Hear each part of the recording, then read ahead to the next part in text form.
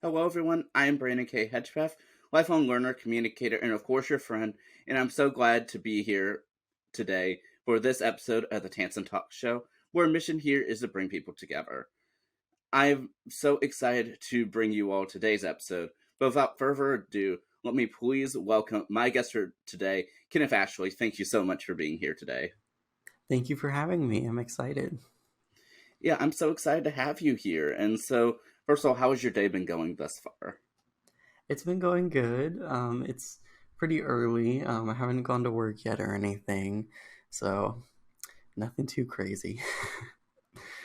Well, that's all good to hear at least. And so, before we get started, are you able to take a moment to go ahead and introduce yourself for the watching or listening audience here today? Yeah, so I'm Ken. I am a student at ODU, hopefully graduating my undergrad in December. And then I'm going to pursue a master's degree in library information sciences. I work part time at a library right now, and I also host a radio show on WODU, which I think we'll probably talk about more later on. Yes, we absolutely will discuss that, like I said, but I'm just so excited to have you here and I can't wait to get into this. Yeah, thank you. Yeah, of course. And so, I guess starting off, since we did mention your WODU radio show, so are you able to tell us a little bit about your show, Pass the Aux? Yes, so the name is Pass the Aux, and the kind of tagline for it is a little something for everyone, because I myself dabble in pretty much every genre of music. And so the show is definitely music based. Occasionally I have people on for a little chat, but music is definitely the primary focus. And so it's 1 hour every week on WODU. Um, and I'm not totally sure the date and time for the semester that's coming up, but I will have all that information available on the Instagram page, which is Pass the Aux 15. So whenever you, for anyone who wants to tune in, they can just follow that Instagram page. And not only do I post updates about like the schedule and everything, but I also post all of the show playlists there, which is pretty fun to look at. So if you're not sure if you want to listen to the show, then you can take a look and see that there really is a little something for everyone, because it's just every single genre: metal, country, indie rock, pop, EDM, just everything. Well, nevertheless, I'm so glad that you're able to have this opportunity to to have your show. And so, what really came about for you wanting to create Pass the Aux?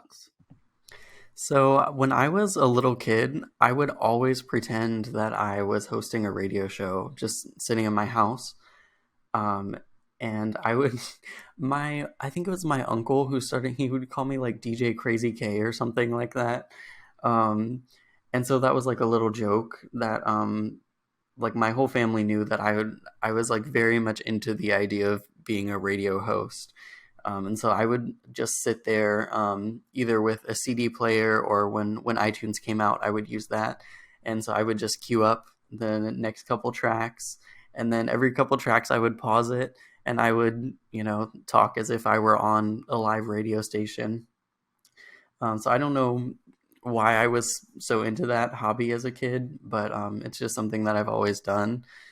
So when I found out about WODU, when I started attending ODU, I was really excited, and I pretty quickly, I think I joined in the fall of 2021, and just a couple weeks later was when I started Pass the Aux, and so it's going to be 2 years in October. Well, I'm so glad that you're almost right there at this milestone, especially by the time this releases. I mean, that's pretty nice, though. hmm Yeah, it's really exciting, and I have way too much fun putting the playlist together and everything. And it's also been fun to kind of change up the format every now and then. Because when I first started off, I wasn't. I slowly got more comfortable with the kind of public speaking aspect of it. So I didn't talk a whole lot probably the first semester or so. But now I'm a lot more comfortable with that. So I've had some people come on, like you were a guest on there. I've had my friend Ja'Cory was on there a couple times. Other WODU hosts like Makai and Shane have been on there just for like brief little chats or to help me pick out the playlist and things like that. Well, that is so cool, and yes, I was so pleasure. I mean, that you were willing to have me, on the show, and that was just such a fun experience being able to, I mean, to be there for that. Like I don't know, a lot of things get me very excited, but that was just so exciting being able to be there. So thank you so much for that opportunity. Yeah, of course. It was so much fun, and you're welcome to come back anytime. Yeah, I will definitely take you up on that offer because I mean, like I said, it was just so fun, and for me, I love being able to like be right in there and like I don't know, being able to like have these different types of experiences. I mean, it's so fun and being able to explore others' passions. I mean, it's just extraordinary. Mm-hmm. Absolutely. Yeah, and so you mentioned, of course, that you joined WODU Studios in I believe you said fall of 2021. And so when did you officially start your time at Old Dominion University? Let's see. So fall of 2020 was my first semester, but there wasn't really any in-person anything happening at that point. Um, and so really my first semester as in I never lived on campus. I'm a commuter student, but my first semester on campus, attending classes on campus and everything was really fall 2021. Um, so yeah, I would have joined if things had been going on earlier, but that first year it was just nothing was really happening on campus. Yeah, I mean, I definitely fully understand that. And for me as a as a virtual student, I mean, yeah, I don't head to campus all too much, but yeah, whenever I do, I try to make the most of it. But I fully agree that it was really 2021, 2022 school year that things really began to be happening again on on the physical campus, and it allowed for so many more opportunities than than before, at least physically there. Mm-hmm.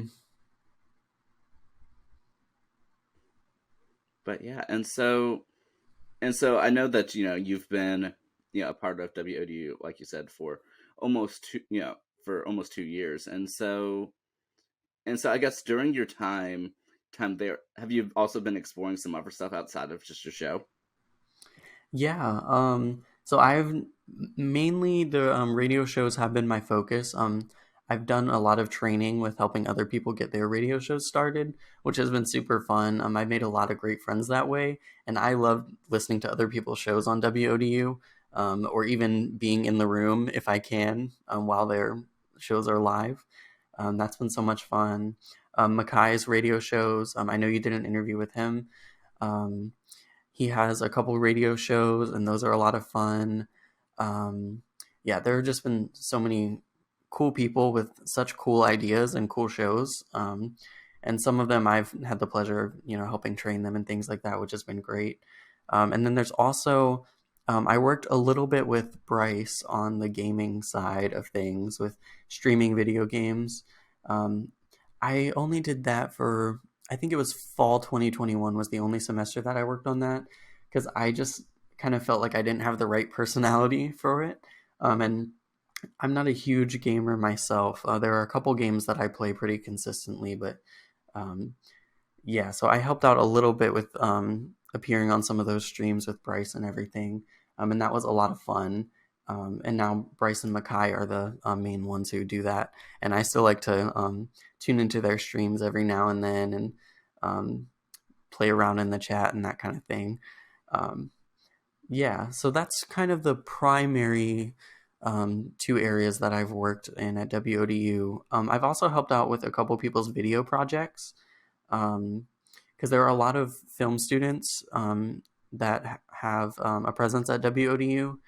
And so a lot of times in the group chat, they'll just comment, like I have to record a short film for class. Does anybody want to help out? And, I'm always down to do stuff like that because I love film as well. That's another one of my huge passions. Um, So yeah, those are kind of the main things that I've gotten into at WODU.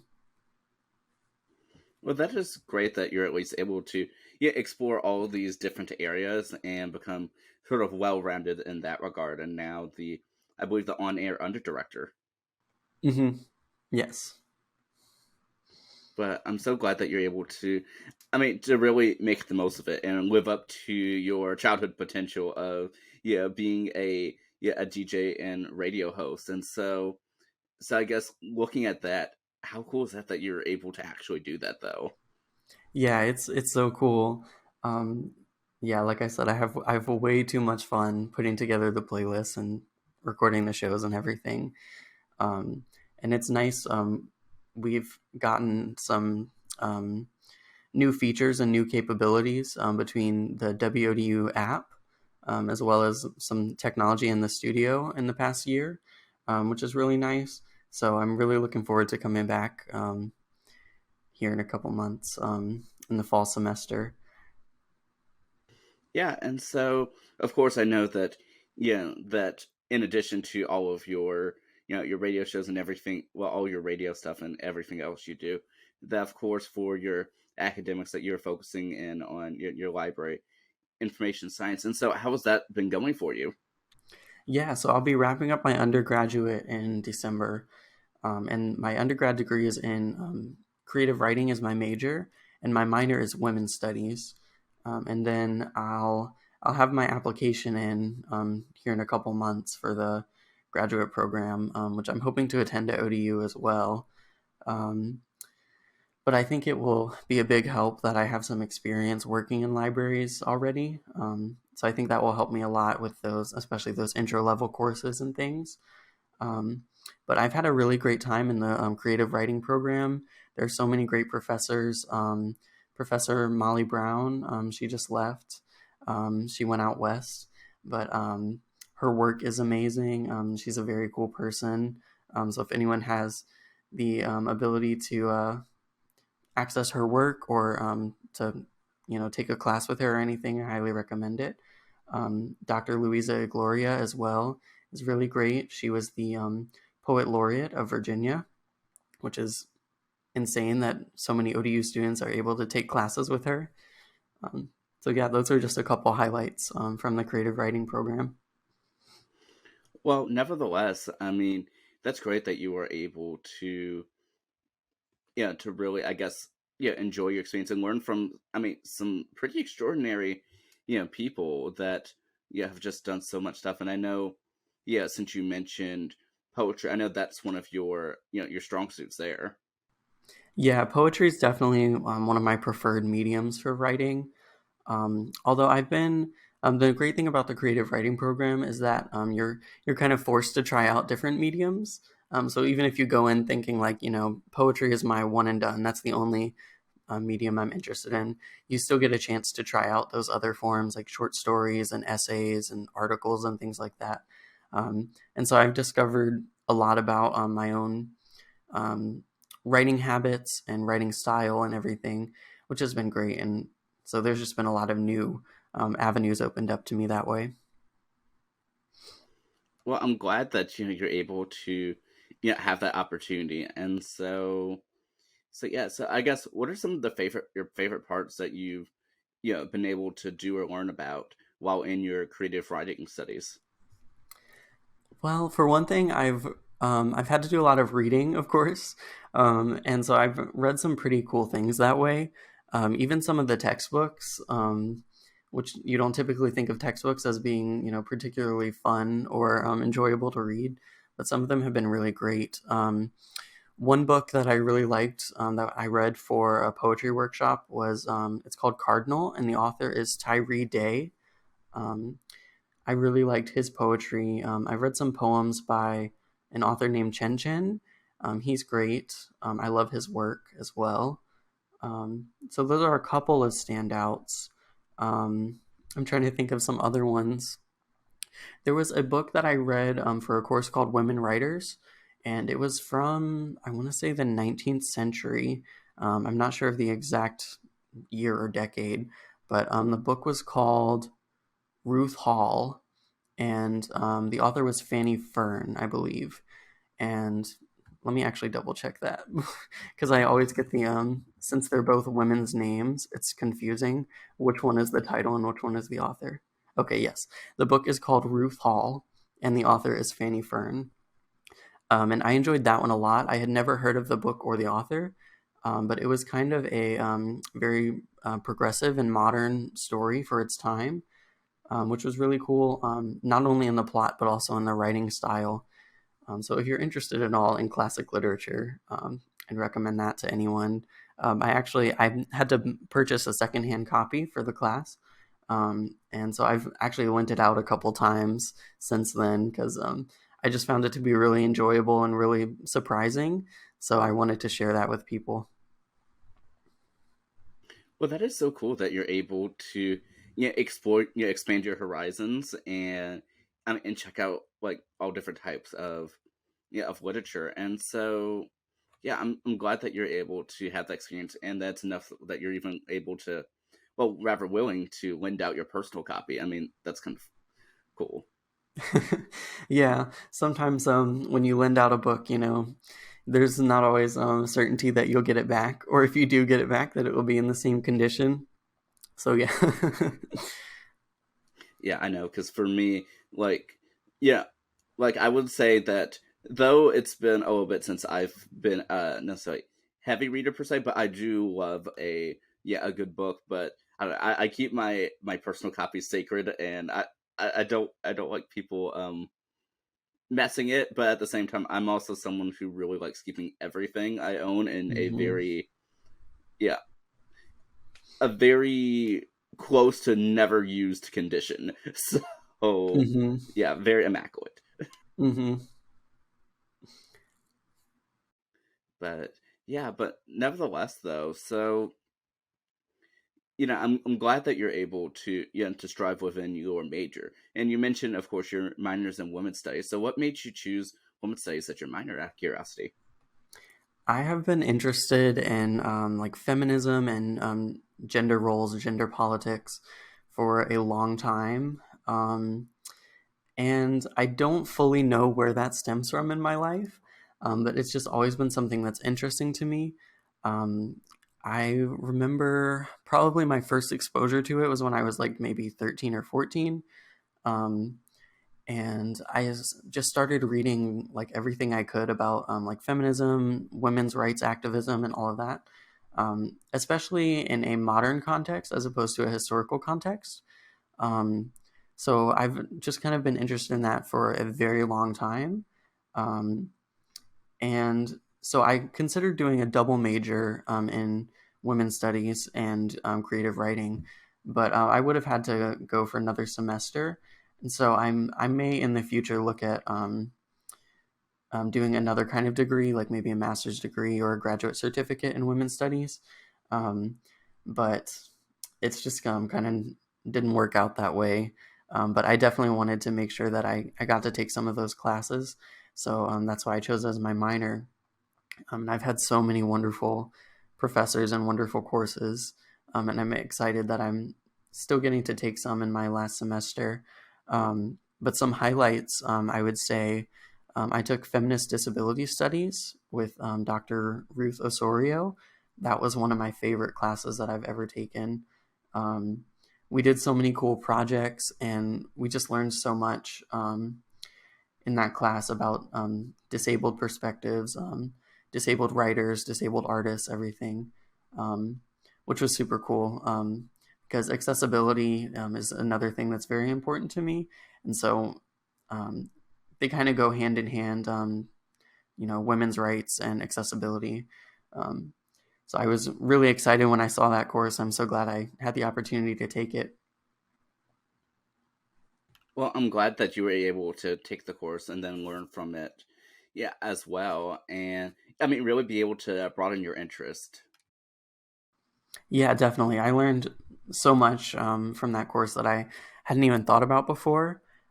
Just one example is we we looked at something called an access audit, which is basically um, evaluating a space on how accessible it is for all kinds of people. And so one thing that we talked about there was that actually the scent of a space can make it more or less accessible for certain people. So if there's a strong fragrance, that can be very harmful to some people, which is just one of those things that I had never had to think about. And so it was really eye opening, and it's just definitely helped me a lot when I'm navigating through the world, and I'm looking for these accessibility concerns more often now. Well, that is such important work, and it's important that that not only that you aren't it, but also that overall as a society that we continue to grow and work to make sure that everything is as much accessible as we're able to make it, so that way everyone can can enjoy yeah just these simple joys. Mm-hmm. Absolutely, yeah. And another great course, not in my major or my minor, but I just chose it as an elective that I've been taking at ODU is I took sign language and deaf culture, part one, and I'm taking part two in the fall. So that's been super fun because, again, just ties in with that accessibility need, and being able to communicate with people who are deaf or hard of hearing. That's definitely something that I want to study more, and a skill that I want to have for sure.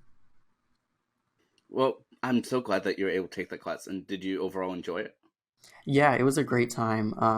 The professor was Dr. Laura Blackburn, and she was such a cool person. I believe she's an interpreter.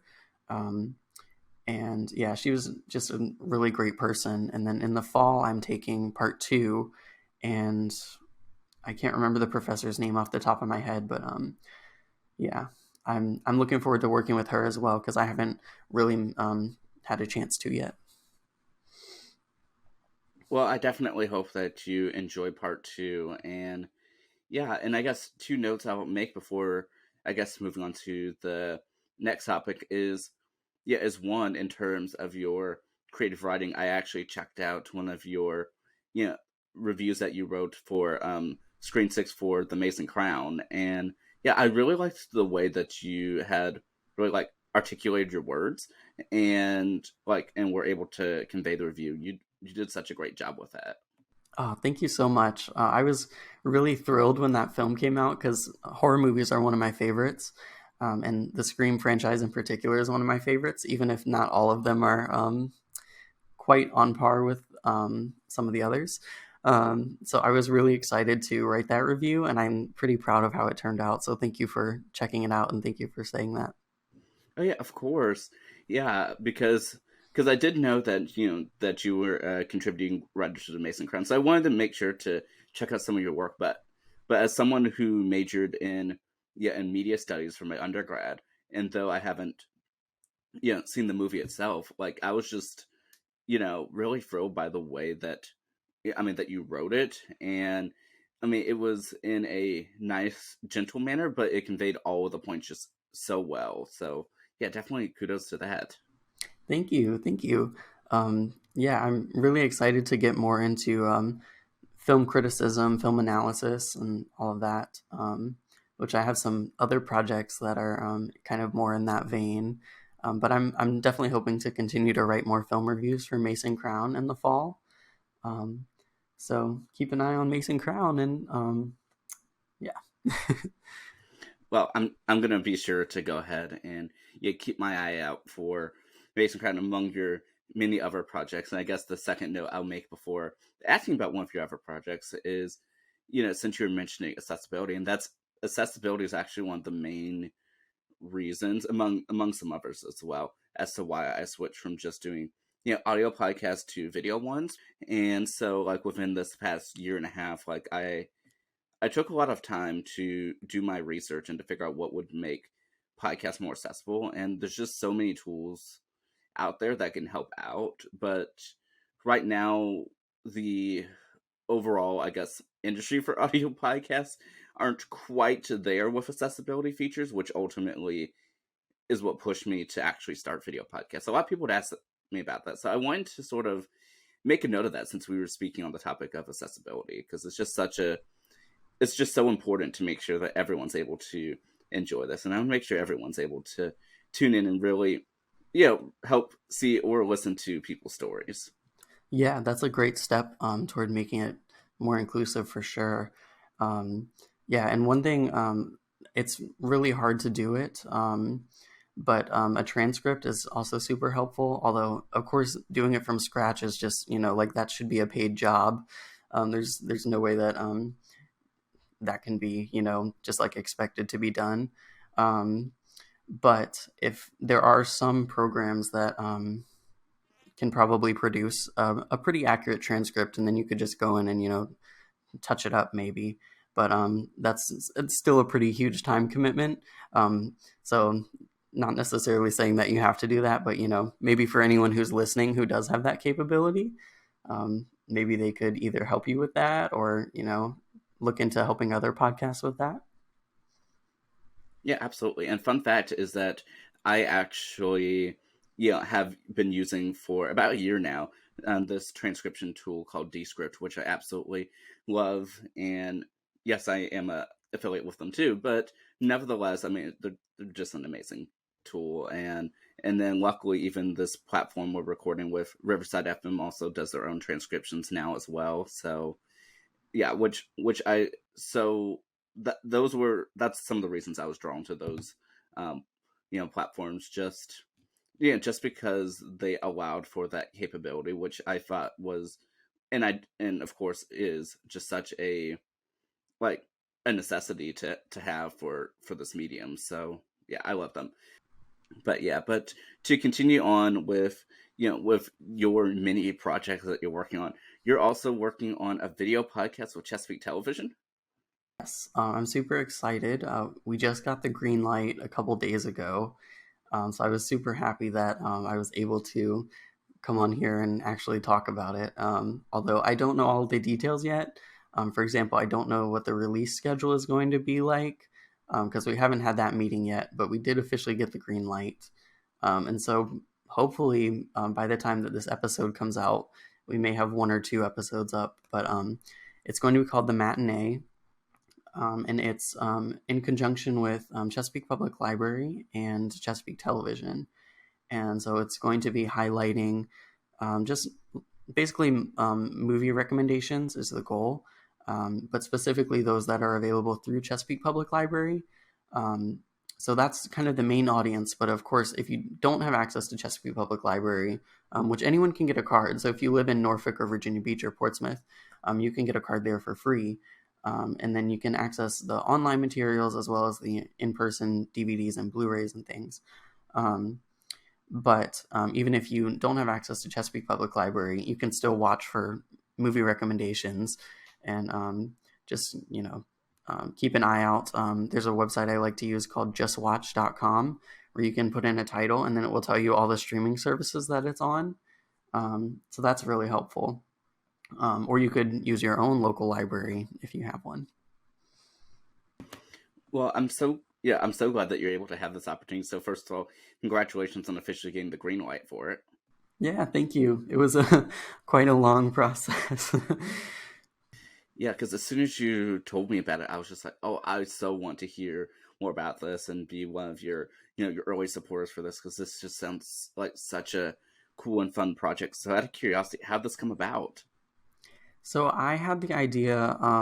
Chesapeake Public Library has a service called the Memory Lab, and we started offering podcast capabilities. So we have some microphones, and you can record using Audacity and those microphones and things like that.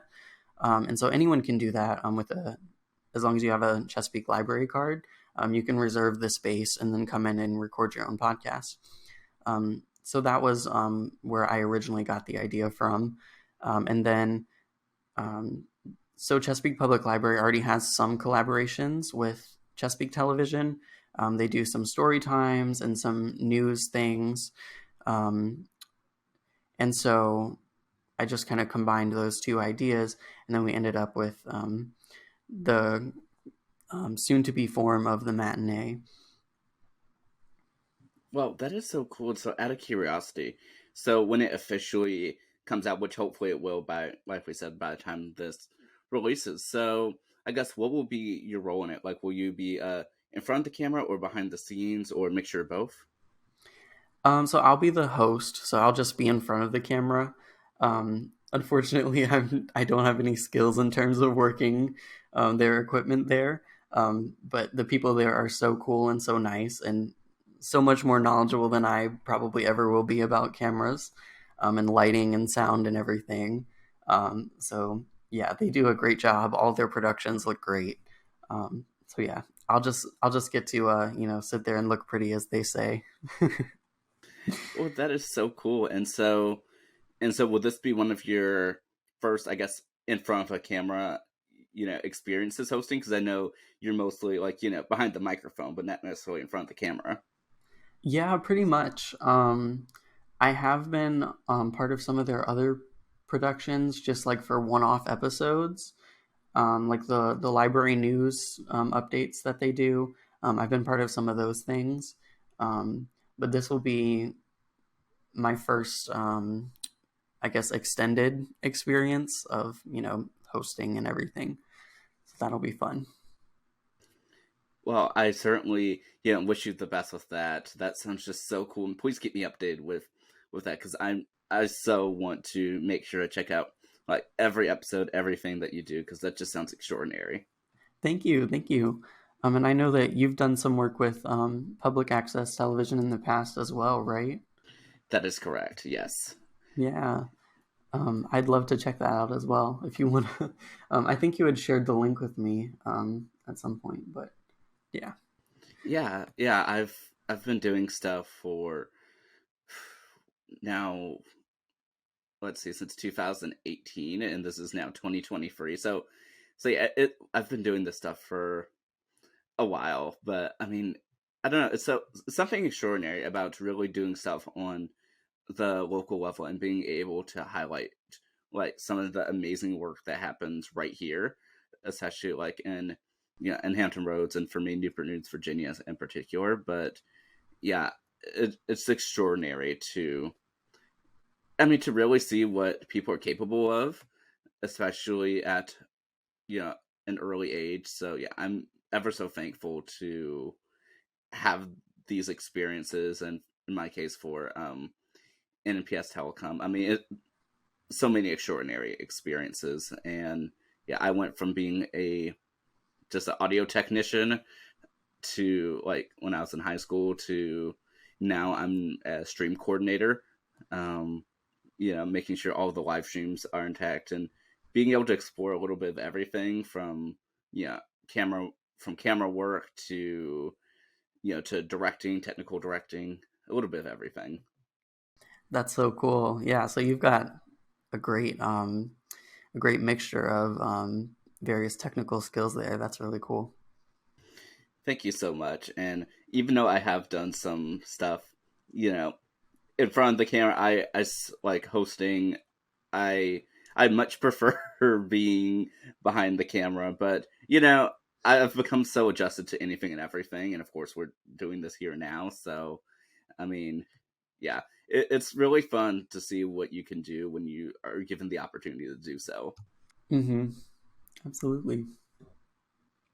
But yeah, but I know that even for you, you like just your Chesapeake television project isn't even the last project that you have. You have yet another project as well. Mm-hmm. Yeah, so there's one more, which will have debuted, definitely.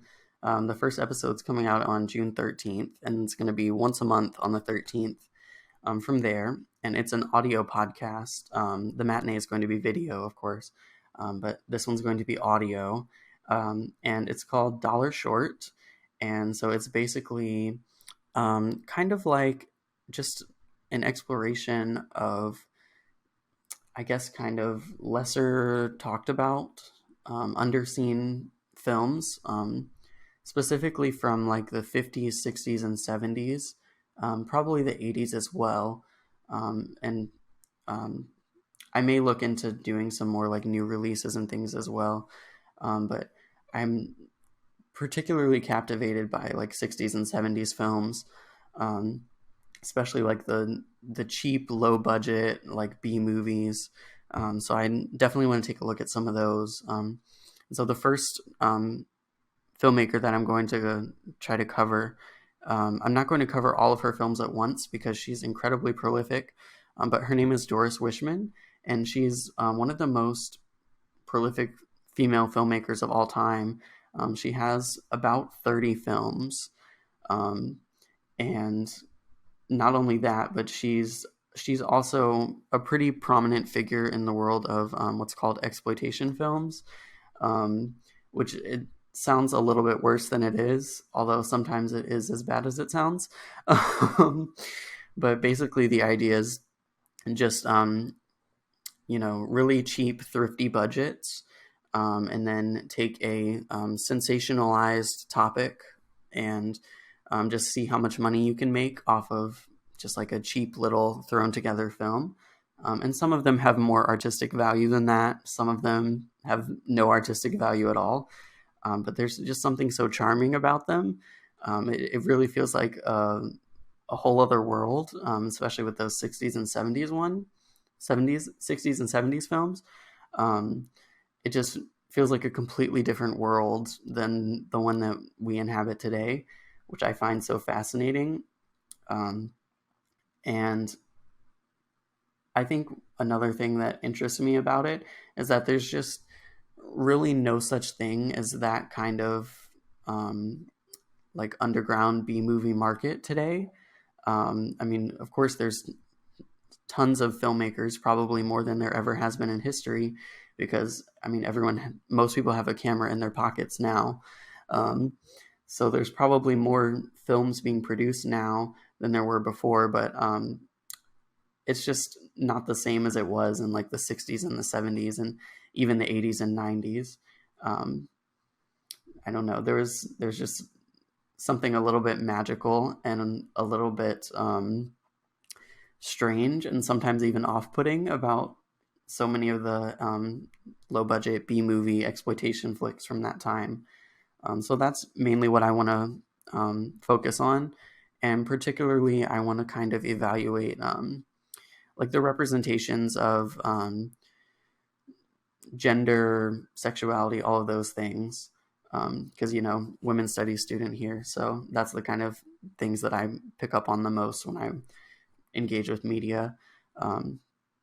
So yeah, that's kind of the gist of the project. Yeah, so out of curiosity, how did this project come about? You've just have so many like extraordinary projects. Oh, thank you. Yeah, I definitely like to keep busy. Um, so this one, I've wanted to do something similar for a while, but I didn't quite have my niche yet. And then over the past couple years, I've really gotten into um, like 60s and 70s films. And I've been wanting to explore even older films than that. So I've been watching a lot from like the 40s and 50s as well recently. Um, and I just, like I said, I just find them to be so charming and so strange. And so I kind of wanted to, as I've been engaging with them a lot, I wanted to find whether it was scholarship or just like general conversation and discussion about these films. And there's just not a lot of it out there. Some of the more prominent filmmakers do have, you know, podcasts and YouTube videos and things devoted to them, but a lot of them don't. And so I kind of saw that gap there, and I just thought that it would be cool if I were the one to fill it, because it would be satisfying that the need of the content isn't out there, and then also satisfying my own desire to talk about these films and to spread the word about them and make people more aware that they exist, because a lot of people just don't even know about this some of these, I guess, crevices in film history. And so I'm really fascinated by them, and I just like to talk about them and make people more aware of them. That is so cool. And for me, as someone who I so even with my undergraduate degree, but especially now, like in my graduate studies, like a part of my mental research focus has been on exploring certain types of media that most people don't take the time to explore. And I think there's so much stuff that just sort of is lost out there that I would love to bring to light. And so my specialty is on is on television sitcoms of the 1980s.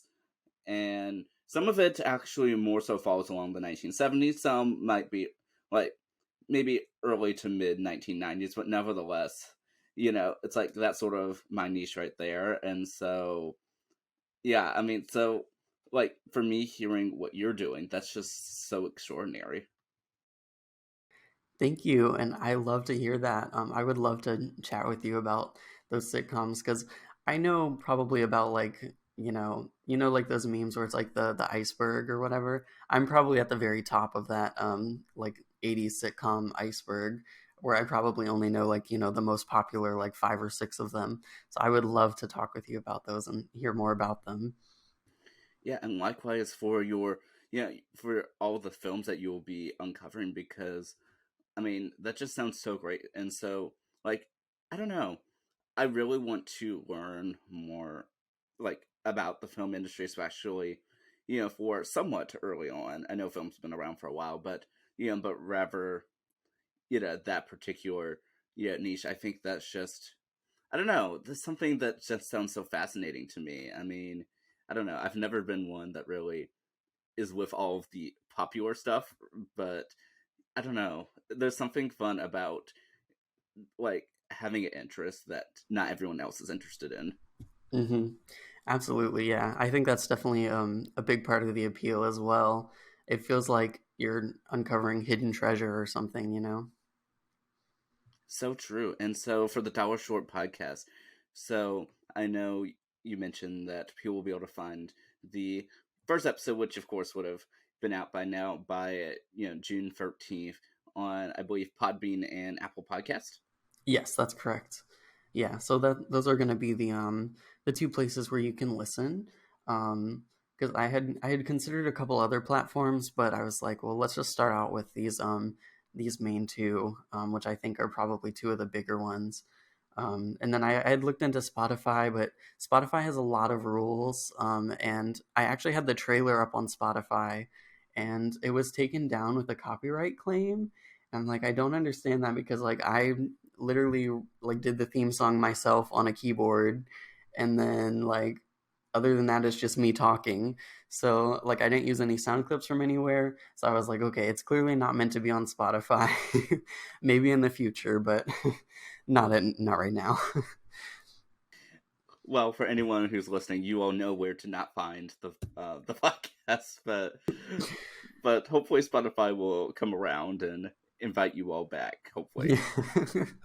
Yes, when I'm rich and famous one day. Well, I know that. I mean, you'll make that come true, but I mean, nevertheless, this has just been such a a fun discussion thus far, and I mean, I've so been enjoying it, and I did mean to ask you earlier. So, since I know you want to get your master's degree in library media science, so well, library information science, so like, how did that come about? Had you always wanted to do stuff with the library? And I know you even do library work now. Hmm. Yeah, that's kind of another thing that's followed me since childhood. I remember when I was little, I would like write things on my board. I had a little whiteboard in my room, and I would write things on there, like kind of making like little book displays and movie displays and things like that. Just like writing the titles on the board in my room, and then I would try and get members of my family to like come and check out items, um, and like borrow them and things like that. Um, which probably was cute, the first couple times, and then they got probably very tired of it. Um, so that's kind of just another thing that I've always been interested in, which I can thank my parents and specifically my mom for always taking me to the library very often when I was a kid, um, and reading picture books to me before bed and everything, which I don't really have a lot of memories of, but I'm sure that it has definitely informed all the paths that I've taken. Um, so yeah, that's just kind of another thing that's followed me for a long time. I've always loved that libraries are like one of the spaces that anyone can go into, and you can have access to so much information there. not only information, but also just pure entertainment. And there's so many great programs that libraries offer for people of all ages. And it's also one of the only places that you can just come in and just sit down, whether it's like hot or cold outside, you can escape the elements and just hang out and not have to spend money or anything. Um, so I think for those reasons, libraries have always been, I don't want to say like my one true love, but maybe. Well, nevertheless, that's so cool. And even going back to like to you in your childhood, where you would like make library displays in your room. That like for me in teaching, that's that literally is like the description of of stuff I would do because I knew early on I really wanted to, you know, be in education in some capacity or another. And so, yeah, I apologize to my little brother for repeatedly teaching him anything and everything that he did not want to learn. But, Hmm. but yeah, I mean, that's so cool that, you're able to continue following that passion and, and even now, like, actually getting to do some of the stuff that you had dreamed about. And so, like, where do you see yourself like continuing to go and and continue to learn in that path? Definitely, I see myself staying probably in public libraries, um, which is the one that I have the most experience with. Um, I don't really ever see myself going into like elementary or middle school libraries. Um, I definitely respect those positions a lot, but I don't think that that is the right place for me. Um, I have considered working in an academic library, but I do think that I'm more interested in the kinds of programs and the kinds of services that can provide at a public library. Um, so yeah, that's kind of the path that I see myself going on with that. And so currently, I'm a library assistant, and I would like to be, just a regular librarian someday. Um, yeah. Well, I wish you all the best in continuing. I mean, to go along those path and that path, and yeah, I mean, and like I've said before, I've just so enjoyed this conversation, and like I said, and just thank you so much for coming on and willing to be on. I've just been looking forward to this for such a long time, and yeah, the time has been worth the wait. Absolutely. Thank you so much for having me. Yeah, of course. Yeah, this has just been, I mean, just such a fun time. And out of curiosity, as we begin, closing out, do you have any other like interesting plans for the summer 2023? Sounds like you'll have a lot with your mini projects, but nevertheless, though. Um, Definitely a lot of reading, a lot of watching movies for sure, and doing a lot of research into some of those films and directors that I mentioned before. Um, yeah, because one thing that I'm definitely seeing with the Dollar Short podcast is that it's very research heavy, which is why I'm only doing one episode a month, and I'll hopefully have like several episodes stored up by the time the semester starts. That way, I won't have to feel too stressed about um, schoolwork combined with the personal projects and everything. So I'll probably be spending a lot of time doing that, picking up extra hours at work where I can.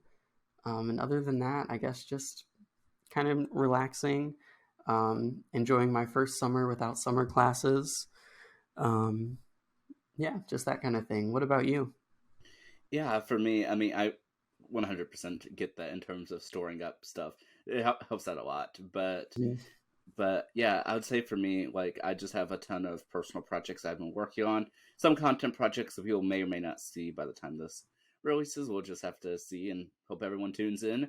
But yeah, and also I'm working on the prep work for my master's thesis this summer, which I think if I've calculated when this will release properly, I would have just finished the prep work the day before this releases. So Wow.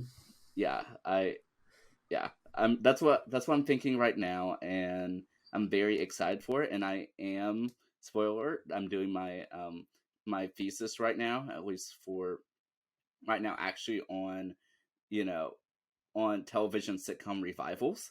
And so I'm Mm. so excited for that. And I mean, it's just like, I don't know. It's weird doing academic work for stuff that you just so love and Mm. enjoy. So yeah, I'm excited. Yes, I love that. I'm gonna definitely want to take a look at that when it's, you know, in a readable state. Yes, I will be sure to share that with you because, yeah, I think you might find it interesting. Oh yeah, definitely. I love just learning about like niche film and television history, or music history, or, you know, any kind of niche media history. Yeah, same here.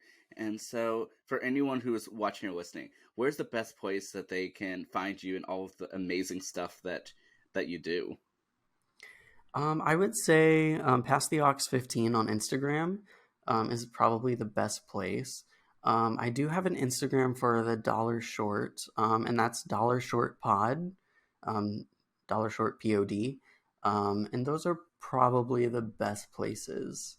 Um, yeah. Well, that is good to know. And then, last but certainly not least, I did want to allow for you to go ahead and close out this episode with whether it be a inspirational thought, a message to the audience, or anything that you'd want. The floor is all yours. I would say to follow your interests.